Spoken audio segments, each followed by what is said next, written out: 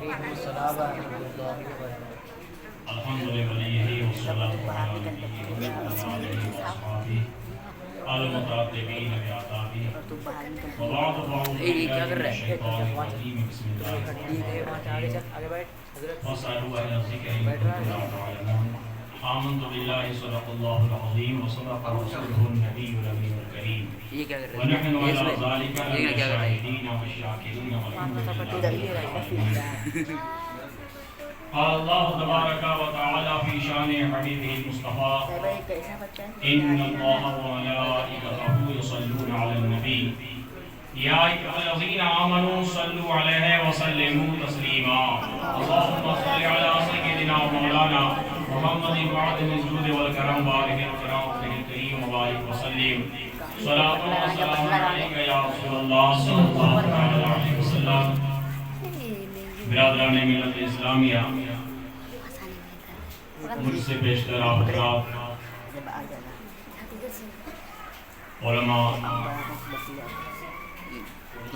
جیسے یہاں تشریف رکھتے ہیں علماء کرام اور شورائے اسلام موقعان خیر الانام، ان سب کے ذریعے سے بہت کچھ سن چکے ہوں گے اور یہاں کس کو کیا سنانا ہے، کس کو اور کس سے کیا سننا ہے، سب ایک دوسرے سے اعلیٰ ہے۔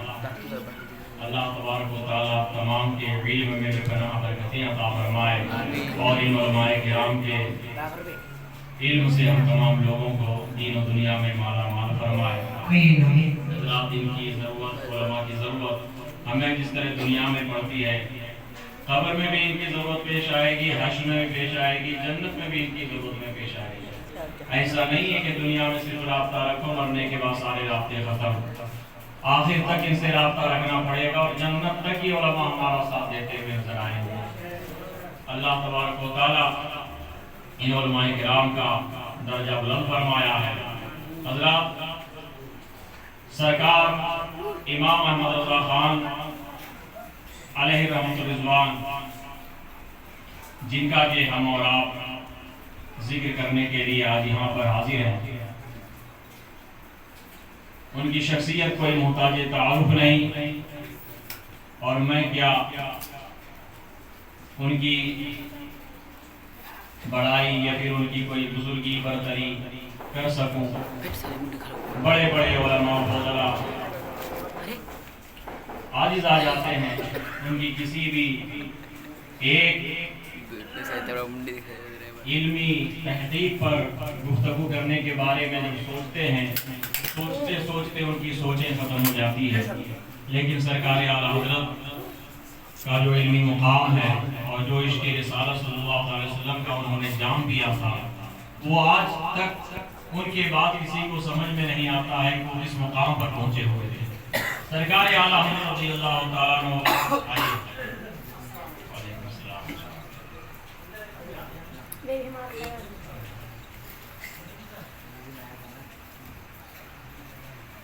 درود شریف کا نذرانہ پیش کریں بابا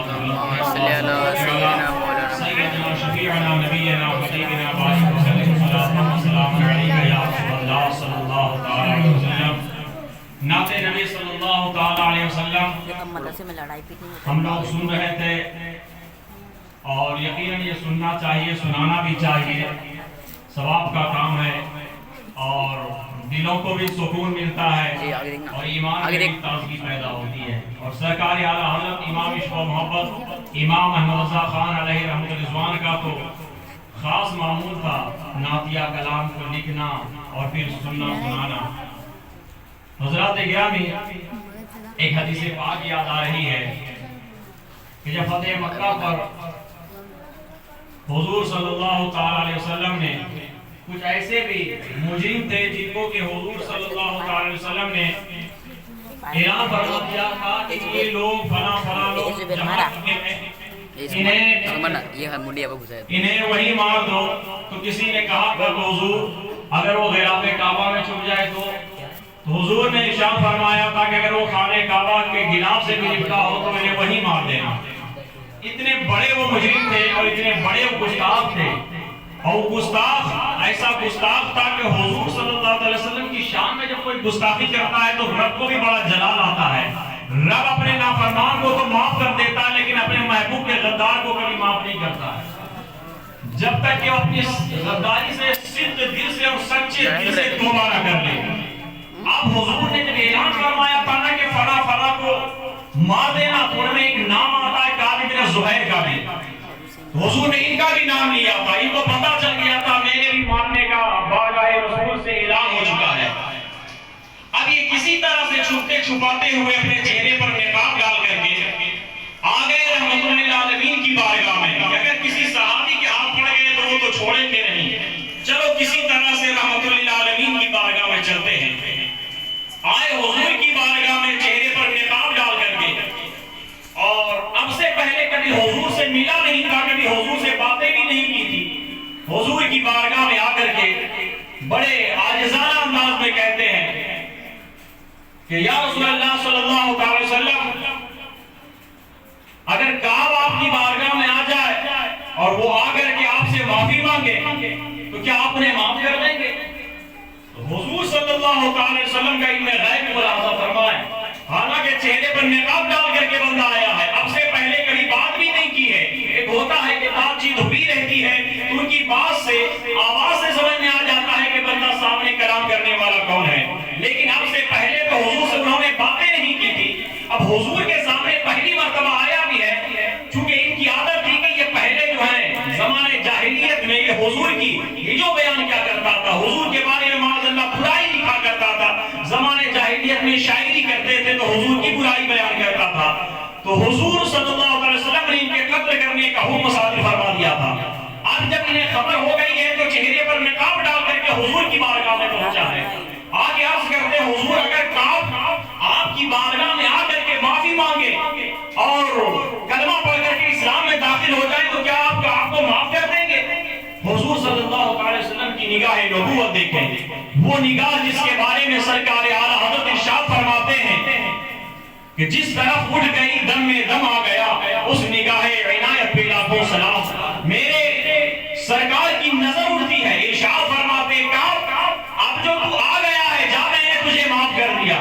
حالانکہ اب سے پہلے کبھی ملا بھی نہیں تھا, لیکن وہ حضور ہیں جو ظاہر کو بھی جانتے ہیں باطن کو بھی جانتے ہیں, دونوں عالم پر ان کی نگاہ ہے. حضور نے فرمایا اب جو تو آ گیا ہے جا میں نے تجھے معاف کیا. اب حضور ایسے تھوڑے جاؤں گا, اب اپنا کلمہ پڑھائیے, مجھے اسلام میں داخل فرمائیے. میرے آقا نے انہیں کلمہ پڑھایا, وہ اسلام میں داخل ہو گئے. عرض کرتے حضور ایک خواہش پوری فرما دیں. حضور نے فرمایا کہو کیا کہنا چاہتے ہو.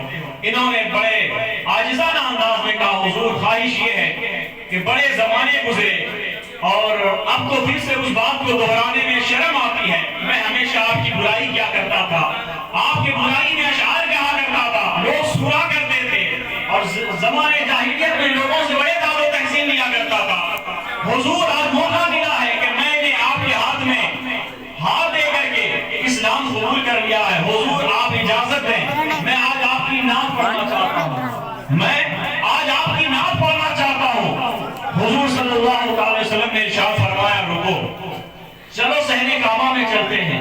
اب حضور خود بھی چلتے ہیں اور صحابہ کی ایک جماعت ساتھ میں ہے, ساتھ میں کعب بن زہیر بھی ہیں. اب سے پہلے تو کعب بن زہیر تھا لیکن اب تو حضرت کعب ہو گئے ہیں, بھائی کلمہ پڑھ کے اسلام میں داخل ہو چکے ہیں. حضور صحن کعبہ میں پہنچے ہیں, صحابہ کی انجمن سجی ہوئی ہے. میرے آقا نے منبر لگوایا, اب وہ کعب بن زہیر جسے اب سے پہلے حضور نے قتل کا حکم صادر فرمایا تھا, لیکن دیکھیں شوق نعت مصطفیٰ انہیں کہاں سے کہاں پہنچا رہا ہے. اسے نبی کے نعت پڑھنے کے شوق نے منبر رسول پر چڑھا دیا. اب نبی کے سامنے منبر رسول پر چڑھتے ہیں. حضور فرماتے اب کہو نعت کہنا شروع کرو. اب منبر رسول پر چڑھے ہوئے ہیں, اب نبی کی نعت پڑھتے جا رہے ہیں, نبی کی تعریف کرتے چلے جا رہے ہیں. اس نبی کی تعریف آج کر رہے ہیں جس نبی کی تعریف خود رب ذوالجلال کر رہا ہے, اس نبی کے زلفوں کی تعریف کر رہا ہے, جس نبی کے زلف کو اللہ نے واللیل اذا سجا کہا ہے, اس نبی کی تعریف کر رہا ہے جس نبی کو چہرے کو رب نے بربہا کہا ہے, اس نبی کے ہاتھ کی تعریف کر رہا ہے جس نبی کے ہاتھ کو اللہ نے یداللہ فوق ایدیہم کہا ہے. اب اسی نبی کے سامنے نبی کی نعت پڑھ رہا ہے کعب بن زہیر. اب کعب بن زہیر کو نعت پڑھنے جا رہے ہیں, نبی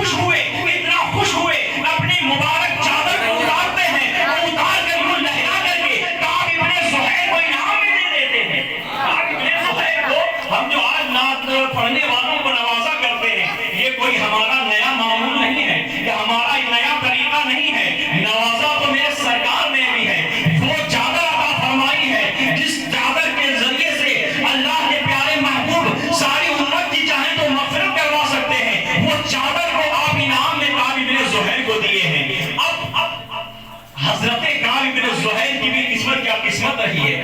اب کعب ابن زہیر اپنے آپ میں بہت مگن ہے اور پڑھتے چلے جا رہے ہیں اور اس شعر کو بار بار پڑھ رہے ہیں کہ ان رسول نور۔ اب دیکھیں کہ اس شعر کے ترجمے کو ہم نے سنا اور ہم نے پڑھا تو ہم بھی جھومنا شروع کر دیے اس نبی کے سامنے۔ کعب ابن زہیر کہہ رہے ہیں کہ یا رسول اللہ بے شک آپ نور ہیں، یا رسول اللہ بے شک آپ نور ہیں اور ایسے نور ہیں کہ اس کا نام بھی محمد، اس نور سے پورا جہان چمک رہا ہے۔ اور جب وہ شعر کی ترجمانی میرے امام نے کیا تو کچھ اس طرح سے کیا کہ چمک تجھ سے پاتے ہیں سب پانے والے، میرا دل بھی چمکا دے چمکانے والے۔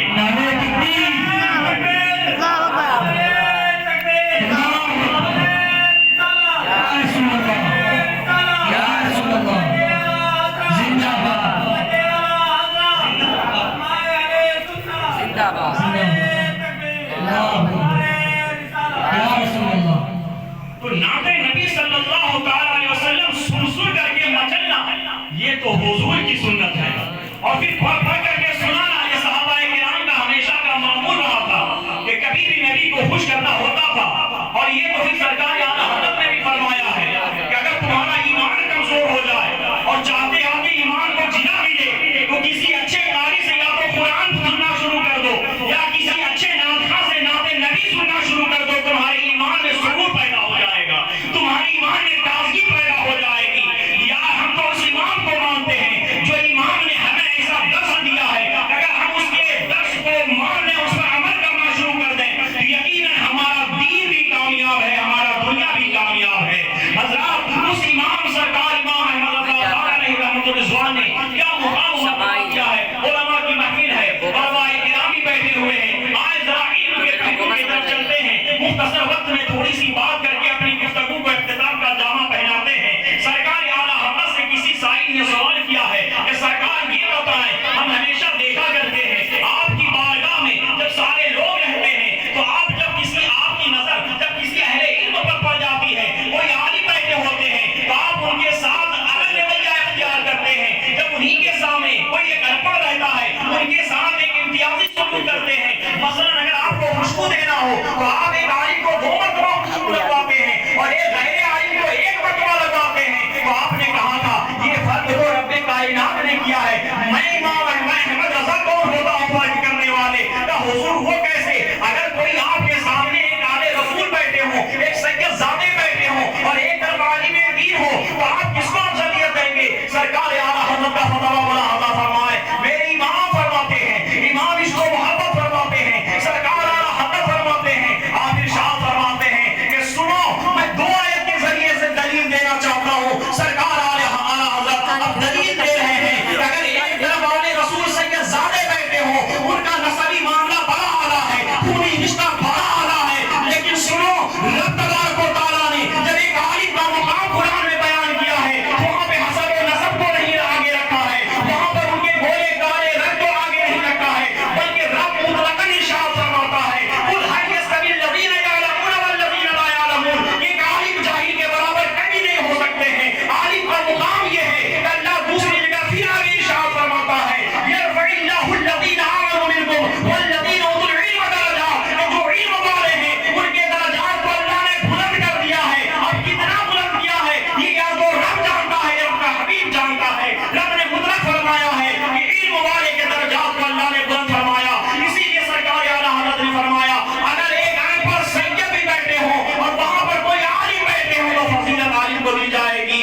اللہ اکبر۔ جب اہل علم کی بات چلتی ہے، علماء کی بات چلتی ہے تو سرکار اعلیٰ حضرت ہمیشہ علماء کو ترجیح دیتے ہیں۔ آپ جو ہے علماء کا ہمیشہ جو احترام کیا کرتے ہیں۔ آج جب آگے بڑھتے ہیں، ایک وقت کے اپنے امام گزرے ہیں، نام حضرت سعید بن مسیب رضی اللہ تعالیٰ عنہ، آپ اگر ان کا جا کر کے تاریخ میں مطالعہ کریں گے انہیں سید التابعین کہا جاتا ہے، اور دوسرے پہلو سے سید التابعین حضرت اویس قرنی رضی اللہ تعالیٰ عنہ کو بھی کہا جاتا ہے۔ یہ اہل علم کا اپنا معاملہ ہے، لیکن دیکھیں سعید بن مسیب رضی اللہ تعالیٰ عنہ کس طرح سے ایک پڑھنے والے، ایک عالم کا اور ایک علم سیکھنے والے کا کتنا احترام کرتے ہیں۔ آج ذرا ایک واقعہ ملاحظہ کریں، سرکار سعید بن مسیب رضی اللہ تعالیٰ عنہ مدینہ شریف میں اپنے آخری ایام کو گزار رہے ہیں، یعنی آپ اپنی زندگی کے آخری سال یا آخری کچھ سال کو گزار رہے ہیں۔ مدینہ شریف میں بڑی آپ کی شہرت تھی، بڑے بڑے لوگ آپ کا قدر کرتے تھے، بڑے بڑے علماء آپ سے ملنے کے لیے آتے تھے،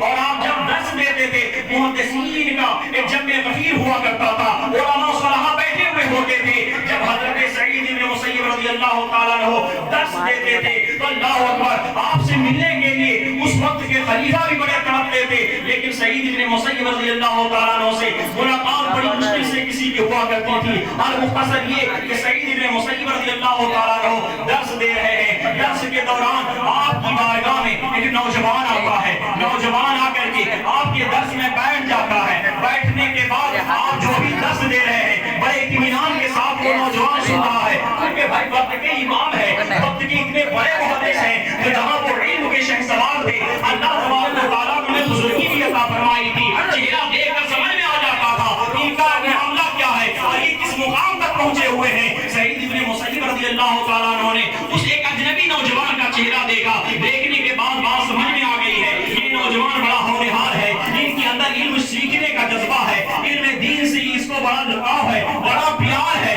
حضرت سعید بن مسیب رضی اللہ تعالیٰ عنہ اپنے علم کا اور بھی جو ہے دائرہ وسیع کرتے ہیں اور سمجھاتے رہتے ہیں، سمجھاتے رہتے ہیں، درس دے رہے ہیں۔ درس دیتے دیتے وہ وقت ہوا کہ درس کا وقت ختم ہو گیا، سب لوگ اپنے اپنے گھر چلے گئے۔ وہ نوجوان کچھ دن آیا، اس کے بعد اب وہ غائب ہو گئے، اب آنے نہیں لگے۔ تو سعید بن مسیب کو بڑی حیرت ہوئی، وہ بندہ آتا تھا بڑی دلچسپی کے ساتھ اور بہت ہی محبت اور لگن کے ساتھ درس میں بیٹھتا تھا، دین کی باتیں سیکھنے کا ان کے اندر جذبہ تھا، ان کے اندر شوق تھا۔ آخر کیا ہو گیا، اب وہ بندہ آتا کیوں نہیں ہے اور میں نے ان کا کوئی عطا پتہ بھی نہیں پوچھا ہے، اب ان کو میں کیسے بلواؤں، ان سے کیسے ملاقات کروں۔ سعید بن مسیب کو اندر سے بے چینی ہے، اب اندر سے ایک انہیں جو ہے طلب ہو رہی ہے کہ ان سے پھر سے کیسے ملا جائے۔ المختصر ہوا یہ کہ سعید بن مسیب رضی اللہ تعالیٰ عنہ ان کا انتظار کرتے رہے، ہر درس میں آپ کی نگاہ اس نوجوان کو ڈھونڈتی رہی۔ اللہ اکبر، ایک زمانے کے بعد یا کچھ دنوں کے بعد اچانک اس نوجوان کو پھر سے سعید بن مسیب نے دیکھا ہے، ہمارے درس میں آ کر کے بیٹھا ہے۔ سعید بن مسیب نے درس دینا شروع کیا، درس دیتے دیتے جب درس کا وقت ختم ہوا ہے آپ اس